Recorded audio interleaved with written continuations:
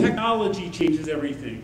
A number of years ago, carrying a QRP radio on the trail would have been a real challenge. It would have been probably weighed as much as my pack weighs, and we'll get into that in a minute.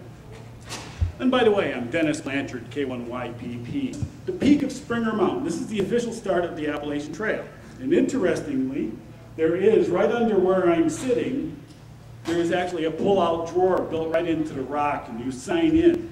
They have registers all along the trail. And this was my first opportunity to really get on the air. They had a nice concrete picnic table. I set up the radio, got on the air for several hours. I called CQ or I answered people. No one. I worked absolutely no one. No one would reply. The band was alive. 40 meters was singing. So I knew something had to be wrong, but it looked like it had power out. The receiver was working okay.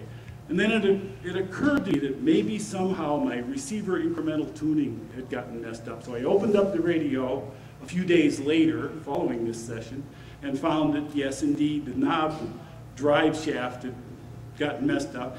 So I was transmitting on one frequency, listening on another. So I probably made contacts and didn't. There were deer everywhere. I mean, this one was right next to my hammock, which I think you see later. I'm sorry, at that point I was using a quarter wave wire. I just had right out of the radio, no tuners, nothing. Quarter wave wire, quarter wave counterpoise, worked like gangbusters once I got the tuning straightened out. Later on I used this antenna, we'll see more on that. Here I am at my first official border crossing. It's North Carolina and Georgia. I've done 65 miles, the longest I'd ever hiked in one session in my life. The towns along the trail adore the Appalachian Trail. They love the hikers as a rule. It's a really receptive feeling when you come into some of these towns.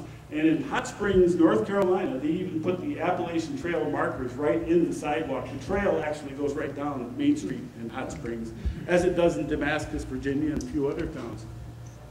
So really welcome there. Hikers refer to a day they take off from the trail as a 0 day because they're doing 0 miles.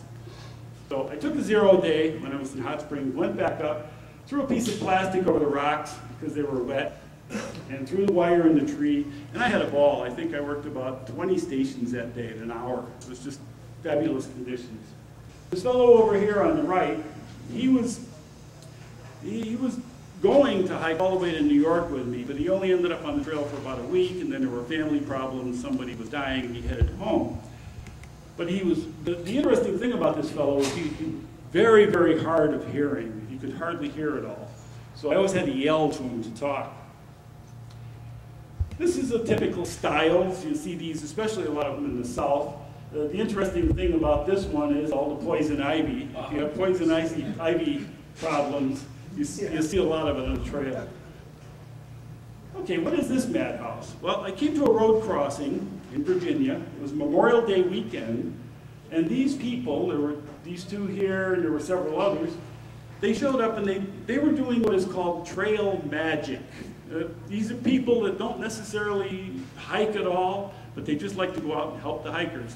And they showed up, they had grills, they had salads, they had coolers, they had food, they had chairs, and they were just feeding every hiker that went by. And some of these hikers spent all day there just eating. And the food was fabulous, the people were wonderful. It was just a wonderful experience. And note this fellow here with the red shirt and the hat. His trail name, we all have trail names on the trail, like the CBers have handles. And his trail name was New York Minute because he spoke so quickly that he spoke like a New York Minute. And he would end up hiking with me off and on for the whole rest of the hike from Virginia to Maine.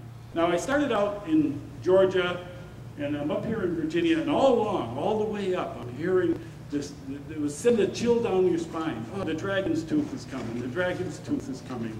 And this put a little fear in my heart, but the reality is I live in New England most of my life, and what we have up here in the White Mountains and all, this paled in comparison. It was an interesting piece of rock, but immediately stopped and looked. And the last thing you want to have is a bear looking at you. These are white blazes. They mark the Appalachian Trail. They're 6 inches tall, 2 inches wide, and you just follow the dotted line all the way to Maine. Some bear decided to take the paint off the tree and see if it tasted good. You can see the claw marks in there. They will eat anything. This is guillotine rock down in Virginia again. The geologists claim that that rock is really not in there that tightly, and you probably don't want to stand under it too long. So I rushed on through. A couple of through hikers up ahead of me. Through hikers, by the way, are people who intend to do the entire trail in 1 year. In my case, I ended up doing it 2 years, so I wasn't officially a through hiker, but I was a long distance hiker. Oddie Klein Powell's body was found April 5th, 1891, after straying from Tower Hill School, November 9th, a distance of 7 miles. He was 4 years old, 11 months. Back in those days, they sent the kids out at lunchtime to go collect firewood. He went out and got lost in the woods, ended up on top of this mountain, Punch Bowl Mountain, and died there from exposure. To give you some idea of proportions here, there's some people right there that are rappelling down these rocks. So this is big rock, real big. This is their Marshall Mountain side trail here, and I made my call and I looked down, and there's a big pickup truck down in a parking lot on Skyline Drive, and the truck had a full antenna farm on it. 2 meters, 6 meters, 220, 440, 12. This guy had everything. So I went down the hill and I knocked on the window. Turns out it was the VHF contest weekend, and I didn't even know it. So I took out my VX1R, which does 2 bands, and I worked him on 2 meters and 440 standing there. And then DX. And then as I was going back up, and his call letter was K4GUN. In fact, I think about a year ago there was an article, he was on the cover of QST, his pickup truck and all this stuff. Anyway, he yelled up to me, he said, "Hey, I didn't get your picture." So I turned around and he took it. And all I can think of is I look like I'm right out of like the movie Planet of the Apes. Great picture. Large variety of clothing. He's wearing the same shirt again. You don't carry lots of clothing when you're a hiker, and it gets to smell pretty bad. So anyway, there's my little belly bag. One of my goals on the hike was to operate QRP from every state on the trail. And that seemed an easy challenge, but it ended up being quite challenging. So here's the second radio that I used. My first homebrew one weighed about 3 pounds, and Steve Weber up here in New Hampshire, he decided, he read my article about my heart problems and all, and he sent me this, and he said, use this. It weighs 7 ounces as opposed to 3 pounds. And here's the radio.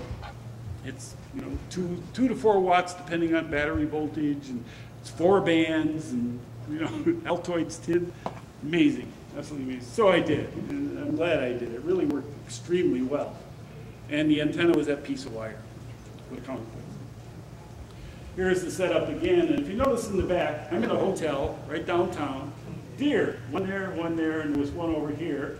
The one over here was starting to chew and eat the antenna, so I had to get up and chase them all away. So, all along, there were deer everywhere. Copperhead snake, just resting up there. So I looked in the register for the shelter. People leave notes about things. 2 nights before, somebody was, in capital letters, was writing that this very copperhead snake had fallen into their sleeping bag with them. And it was quite a scramble, but the snake didn't bite anybody. So very, very dangerous snake to get bitten by if you're out in the middle of nowhere. This is the Doyle Hotel. It looks almost ready to fall down. If you notice, the air system for the building is a fan, which is serving 2 purposes, also holding the window open. This window probably doesn't even close. But it's a mecca for hikers because it has hot showers. The food is really good. They have a restaurant in the bottom. It was built about 100 years ago by Anheuser-Busch. The rumor is that when we leave, he just flips that mattress over and the room's all set for the next one, but who knows? Anyway, and there's the air conditioning. I took a 0 day. I go back up the trail a ways. It's a Sunday afternoon or morning, I guess. And I moved these rocks around to set up a little table. And there were some rattlesnakes there. I never did see them, but I could hear them when I was moving the rocks around. So I set up the table. I set up for field day. So I get to operate field day twice on my Appalachian Trail hike. This is the whole station right here. You can see the antenna going off one way and the counterpoise the other. Worked great. Worked a whole bunch of people. A storm blew through, it got a little wet for a while, but I had a ball. It was absolutely wonderful. And here I am at the operating position. I think this was in QST somewhere. My wife flew up, and we took 5 or 6 0 days, walked around, we had a nice stay in Washington and all. And this is where my brother's name is on panel 47, line 22. It's right there. In Pennsylvania. There's not a level spot anywhere. It's pure rock, rock, rock. And there's the marker. Just, you walked for about, I think, 120 miles, just doing this all the time. You get back to level ground and you don't know how to walk correctly anymore. Unbelievable. This is a typical, this was called their hiker breakfast. And it had 2 slices of toast, it had 3 French toast, it had a steak under there, there's ham, and her trail name was Pony, you know, like a horse. And her dog's name was Henry. I don't know why, some of the names that come up. Anyway, she wrote this in the logs. Good-looking gal, dressed nicely in her hiking clothes and all, but, you know, attractive. She wrote this: starting this morning in town with numerous adventures and hillbilly encounters. Hiked the whole way in the rain. Now I'm going to attempt to fire. Her Pennsylvania hiker survey. What is the scariest thing about Pennsylvania? Snakes, bears, rocks, hillbillies. I checked the hillbillies mostly due to some of the stalkerish pickup lines I have heard. Hillbilly, so you sleeping out in the woods all alone, hon? Smiles devilishly, revealing missing teeth. Want company? Wink, wink. Me, I am not alone. I have this highly aggressive protective dog. Henry, the dog, wags his tail and licks hillbilly on his knee. The moral of the story is I may need to rethink my hiking outfit. I get water, it's late July, the water source was really, really warm. I mean really warm. So I filled up my water bag, and it's got a little spout here, and I can take a shower, hang it in the tree. So I go down in the woods, and the way I wanted to get this huge parking lot. I mean, it'll hold 500-600 cars. It's a really popular spot. Get down in the woods, get far away from there, and just about ready to take my shower, and I look down, and another bear. And I turned around and I rinsed my face off, and I turned around, and here was the bear standing right in front of me on her hind legs.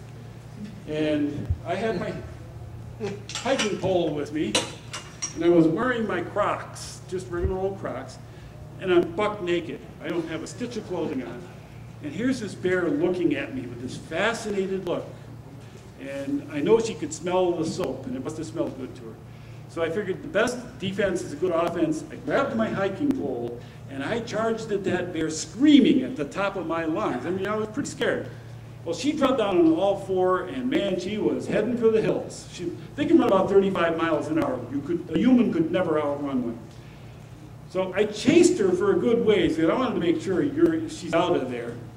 And I stopped, and my heart's pounding with all that wonderful surgery. It was working really well. And I'm out of breath, and I've been screaming pretty hard because the briar bushes were tearing me apart as I was running through them. And I looked off to my left, and here was the parking lot. And here are all these tourists staring at me. I'm buck naked, and okay. And I wandered back and very quickly finished my shower and got out of